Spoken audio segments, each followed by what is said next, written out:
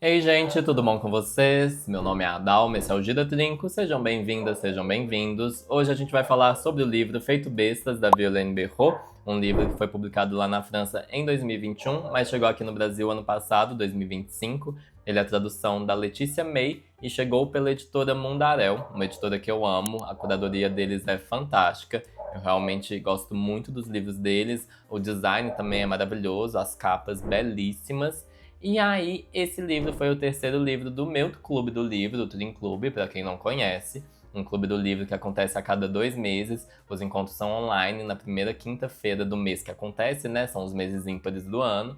E aí, gente, o encontro foi ontem à noite, o do Feito Bestas. Foi muito divertido. Eu estou adorando o grupo que se formou organicamente ao redor dos livros. Estou achando um clube do livro muito legal. Gargalhei. Tem fofoca, tem discussão, os embates são legais, os argumentos são interessantes. Para esse livro, eu acho que eu mudei um pouco a minha opinião sobre ele durante a conversa, eu não esperava isso e foi muito legal. Mas é isso, quem quiser participar, só me mandar uma mensagem, não tem que pagar nada. E o próximo livro, perdão o barulho do cachorro atrás, mas o próximo livro vai ser o Raízes Loiras, da Bernardina Evaristo, um livro de não sei que ano, mas que chegou aqui no Brasil em 2025, de uma autora que eu já trouxe aqui pro canal. Eu já fiz uma resenha de Senhor Loverman, e ela é mais famosa pelo livro Garota, Mulher, Outras, que ganhou o Booker Prize em 2019. E é isso, estou curioso com esse livro, que a proposta dele é bem interessante, bem ousada, que é a história da Doris, uma menina de 10 anos, uma menina branca, que ela vai ser raptada e escravizada em um país africano. Então a ideia é basicamente a gente ter o inverso do que foi a escravatura e as pessoas brancas sendo escravizadas por pessoas da África. E nisso a gente vai ver qual que é o jogo aqui, como que a autora vai brincar com isso. Acho bem interessante, vamos ver se vai ser bom também. Eu gosto da Bernardine, acho ela uma das autoras contemporâneas mais interessantes. Vamos ver no que vai dar. O encontro vai ser dia 7 de maio, para quem quiser se planejar para se juntar ao clube. Mas vamos falar do Feito Bestas. Feito Bestas, qual que é a história que tem aqui, né? Feito Bestas é sobre um acontecimento um pouco curioso, que é num vilarejo pequeno ali na França, nos Pirineus franceses, que é tipo a parte montanhosa da França. Ali eles vão encontrar uma garota morando numa gruta, uma garota bem pequena, uma garotinha mesmo. E nisso eles vão ficar assustados, vão ficar abismados e vão querer ir atrás de quem é responsável por isso. E isso, esse caso todo, vai recair no urso, que é uma pessoa peculiar ali dentro dessa comunidade, dessa pequena comunidade. O urso é um homem grande, um homem alto, um homem quase animalesco para eles. Ele vai ser mudo, ele vai ter sido criado só pela mãe. Ele não vai ter um convívio social frequente, na verdade eles vivem de forma muito isolada. Ele chegou a ir à escola, ele chegou a ter um pouco dessa vivência, mas depois ele é tirado da escola. Então ele e a mãe viram quase que um mito ali daquele vilarejo, aquelas pessoas que moram lá longe.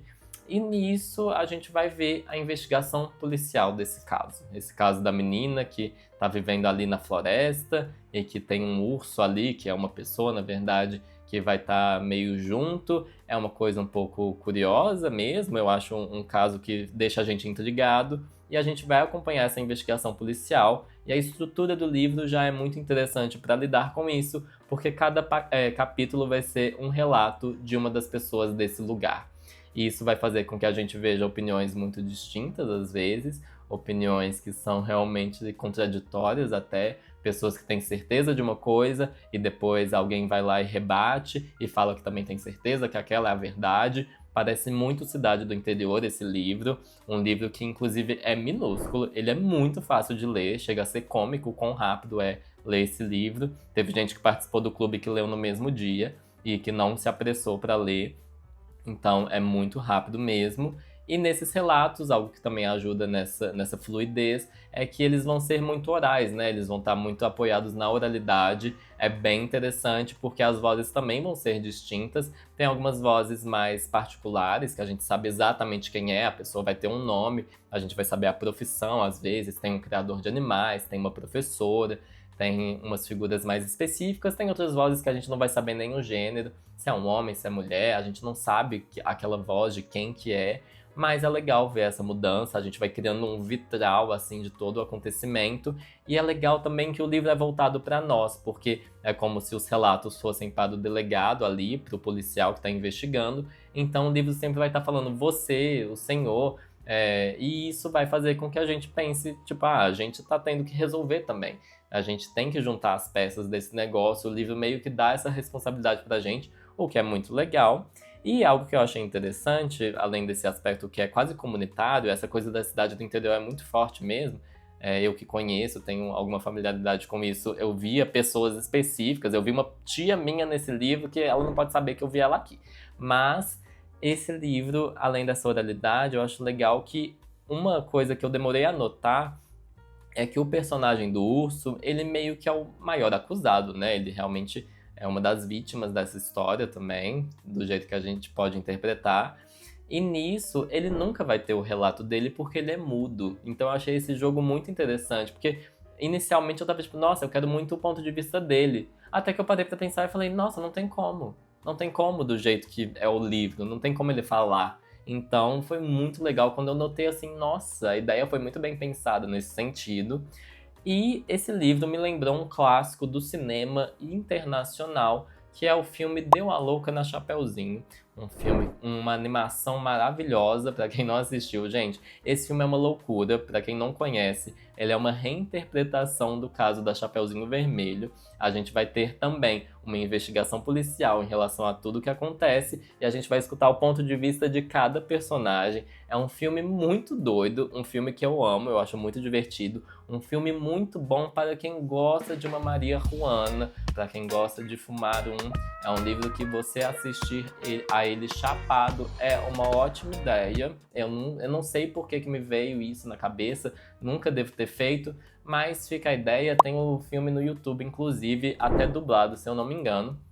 Enfim, depois dessa referência a um clássico do cinema, eu queria falar também que o livro não são só esses relatos, porque ele se alterna também com poemas. E esses poemas são das fadas. Então as fadas também vão ter voz aqui. As fadas vão ser importantes para o livro porque elas são parte do folclore desse lugar. Elas vão ser figuras místicas, criaturas místicas que vão estar ali e que têm uma relação com essa gruta. E os poemas são lindos. Eu adoro os poemas das fadas.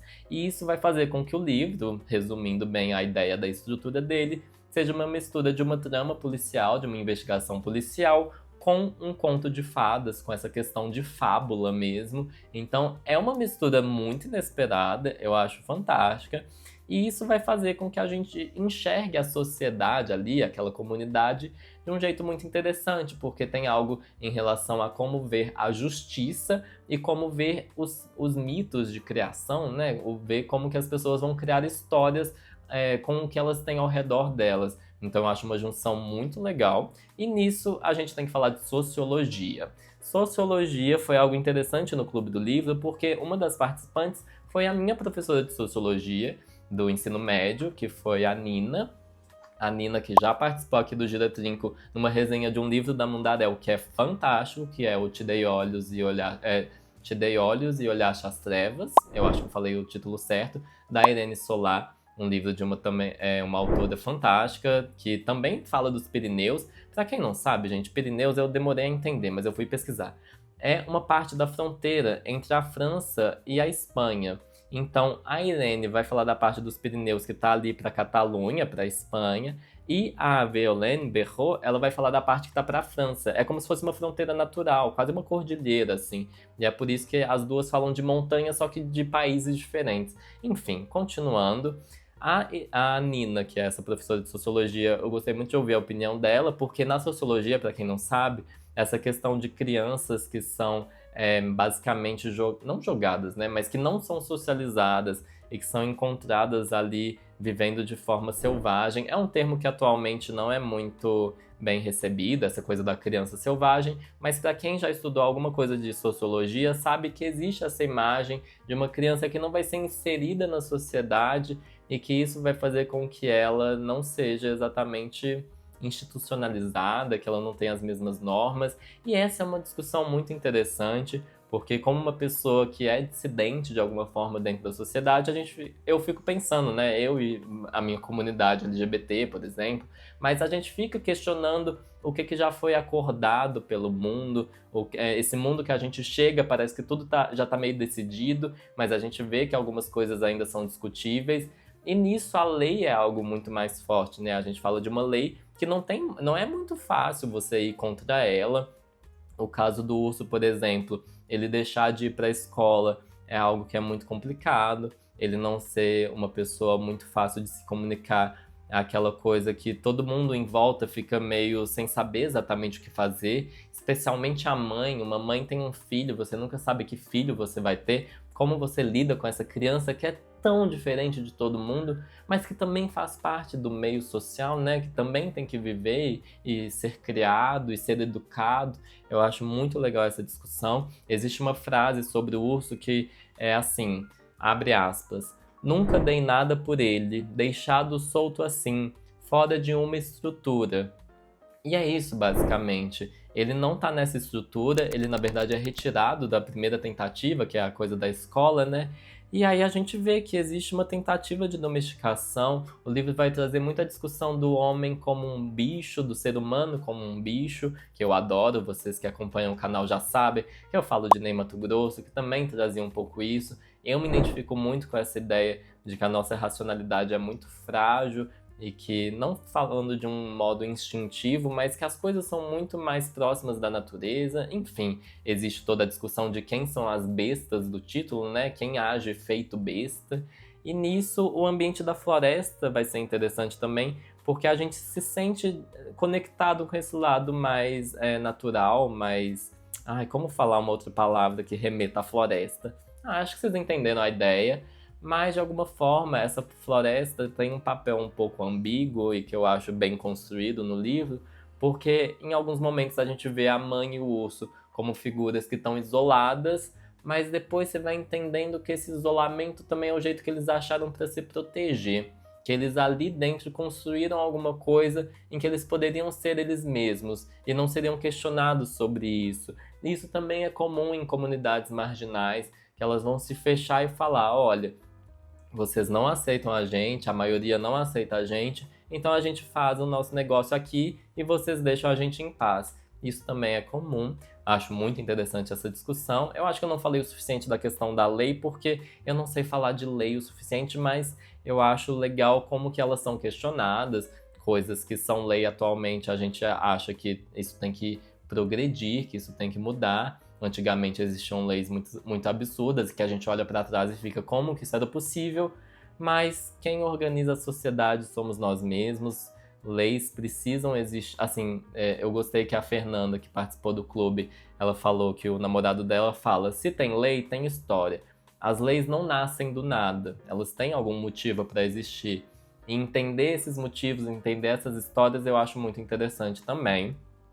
Nisso, existe uma outra frase no livro, também sobre o urso, que vai ser, abre aspas, me parece que o cérebro do urso não funciona como o nosso, fecha aspas, e eu acho legal também pensar como que a sua criação vai mudar o jeito que você organiza a sua cabeça. Eu penso muito nesse sentido por causa de línguas, eu gosto muito de línguas, de linguagem, de comunicação, e a gente às vezes esquece que o jeito que a gente organiza o nosso pensamento vai ser muito importante para a gente entender como a gente raciocina. Quando você aprende uma língua que tem uma origem muito diferente, porque a gente tem mais contato com línguas latinas, né? Seja inglês, seja francês, espanhol. Mas quando você aprende uma língua que tem uma origem muito diferente, você vê que as pessoas organizam a fala de outro jeito. Isso faz com que elas pensem de outro jeito.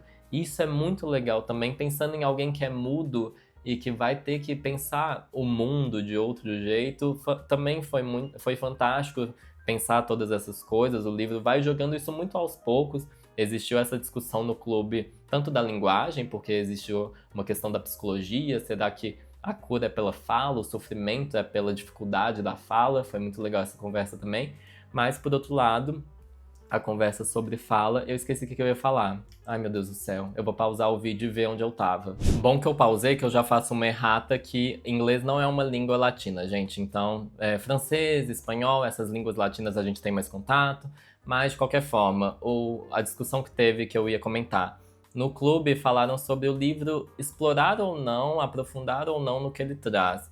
Eu diria que sim, mas é um livro que faz muitas perguntas mesmo. A gente fica um pouco assustado, não assustado, né? Mas fica impressionado num livro desse tamanho conseguir trazer tanta coisa de um jeito tão intrigante que rendeu muita conversa. Acho muito bacana. Em algum momento eu juro que eu comecei a me questionar: e se Deus for um de nós, igual aquela música? Porque a questão do urso, eu tava assim, nossa, e se ele for Jesus Cristo? Eu juro que eu comecei a pensar isso. Juro que eu comecei a pensar. E se ele está sendo injustiçado nesse nível de ser um espírito tão evoluído e de não conseguir enxergar isso de tão diferente que ele é? Teve essa questão. A cobertura midiática do caso é pouco falada, mas eu acho interessante porque trouxe o caso para uma coisa mais atual. Inicialmente é uma história que parece que está acontecendo ali e que as pessoas estão vivendo em outro tempo também, mas quando vem essa questão da cobertura midiática, a gente vê que essas conversas são num tempo mais presente, não são tão antigas assim, porque inicialmente, eu não sei se é pelo tom fabular do livro, essa coisa dos contos de fadas, você imagina uma coisa mais antiga, mas depois você entende que pode ser meio atual também. Acho interessante toda essa discussão. E a última frase que eu vou trazer para falar de sociologia é sobre a situação da menina, e que eu acho muito legal esse questionamento, e outra pessoa também trouxe isso dentro do clube, que foi, abre aspas, mas quem estava em perigo? Quem? Me explique. Essa discussão é muito legal, porque é isso que a gente está discutindo quando a gente fala de leis. O que a gente está protegendo? Quem a gente está protegendo e como? É uma proteção mesmo você forçar uma pessoa, às vezes, a passar por uma institucionalização, a estar dentro de uma estrutura que não vai fazer bem para ela? Aquilo é o único tipo de vida possível? Por que a gente faz questão que todo mundo se encaixe? Mas às vezes é bom também a gente se proteger. Só que como a gente lida com quem não encaixa no que é melhor para a maioria e que a gente pode até concordar que isso foi bem construído? Porque assim, tem leis, eu gostei que a Fernanda trouxe no clube, tipo, eu acho que o detetive, o delegado ali, o policial, não estava errado no trabalho dele de saber quem era essa menina que estava perdida ali na gruta, sendo criada praticamente sem nenhuma estrutura ali, sem qualquer tipo de apoio, parece que de um jeito muito largado. E tipo, vamos ir atrás de entender isso. Mas como vão atrás e como isso acontece é outra discussão. E é bom lembrar algo que também foi falado lá no clube, que é um livro que se passa na França. França que tem outra noção de privacidade, de como lidar com a comunidade, uma outra noção de o que é um indivíduo. Então eu acho que isso pesou também, fica a dica para quem quiser ler o livro. E ele também vai falar muito de maternidade. Eu acho que ele vai falar muito qual que é o custo da maternidade para as mulheres. Ele inicialmente não parece que vai ser sobre isso, mas depois a gente nota que essa é uma grande discussão do livro. O que é melhor para as crianças, porque muito se discute de justiça. A gente tem que proteger as nossas crianças. O que é proteger as nossas crianças? Vamos voltar atrás na pergunta, né? O que é proteger? O que é dar liberdade? E nunca tem uma resposta certa, né? Eu acho que todo mundo que é pai, que é mãe, sabe. Você vai traumatizar seu filho, é inevitável. Mas será que seu filho vai ter a oportunidade, vai realmente entender que você fez o que era possível? Eu, por exemplo, com os meus pais, muita coisa eu perdoei entendendo que eles fizeram o que davam. Eram seres humanos que estavam ali vivendo, tentando acertar. E também não anula tudo que eles fizeram. Acho que eles tomaram decisões erradas em alguns momentos. E acontece, mas assim, em termos sociais, é muito mais complicada essa pergunta das crianças, porque eu, pelo menos, sei que algumas pessoas são contra isso, mas acho problema delas, na verdade, eu acho impossível de controlar. Eu acho que uma criança é cuidada por toda a comunidade, toda a sociedade, quer a gente goste ou não. Não tem como controlar isso. Eu sei que muitas famílias vão ficar reclusas e tentar controlar muitos filhos, proteger eles do mundo externo, mas algumas vão fazer isso de um jeito tão ruim que não se parece com o caso do livro, em que a mãe, a gente vai entendendo melhor por que ela isolou o filho dela. Enfim, como lidar com a alteridade radical e inexplicável é algo que o livro vai trazer muito forte. Esse outro, que é tão diferente, como lidar nunca é fácil. Boa parte da literatura vai ser sobre isso, né? E não é à toa que o depoimento favorito de muita gente é o da mãe. Eu acho que o da mãe talvez seja o que isso fica mais pungente, essa questão da maternidade, essa questão do que significa ter um filho, colocar um filho no mundo e criar ele para um mundo que às vezes não vai querer receber esse filho. Enfim, acho que eu já falei bastante. A minha conclusão é: o final do livro rendeu discussão no clube, talvez algumas pessoas não gostem, eu acho muito verossímil, eu acho que estava tudo sendo construído para isso. Eu entendo quem não gosta da construção do livro, porque é uma construção muito reta. Eu acho que o livro poderia ter algumas nuances, especialmente na parte final dele. Eu acho que ele vai traçar um caminho que é muito assim: começa de um jeito, você desenvolve para terminar de um jeito. Então fica muito tan. Não existe muita conversa em relação a um aspecto, não quero dar mais spoilers do que eu já dei, mas tirando essa linearidade que o livro traz, eu acho que ele aborda muitas coisas, muitos temas de um jeito muito interessante. A estrutura dele acho fantástica. Eu cheguei a chorar com esse livro, tem um abraço ali entre mãe e filho que eu achei emocionante. E a última reflexão que eu deixo antes de finalizar o vídeo é: normalmente nos romances policiais, nesses tipos de histórias, essa ideia do detetive é alguém que vai voltar a colocar o equilíbrio ali, vai reinstaurar o equilíbrio dentro da comunidade em que ele está investigando. Só que aqui não é o caso. E a gente tem que se questionar sempre qual que é o equilíbrio para o qual a gente quer voltar. É essa a questão. Se você me perguntar se eu gostei de ler o livro, se eu gostei do livro, eu vou falar que eu adorei. Eu achei muito legal. Se você me perguntar se eu recomendo, recomendo super. Mesmo algumas pessoas não tendo gostado de algumas coisas, eu acho que vale muito a leitura e vale muito a discussão. Foi muito gostoso de discutir esse livro e eu quero dar ele de presente para algumas pessoas. É um livro que você quer saber o que outras pessoas acharam dele. Eu acho que é esse tipo de escrita, de experiência.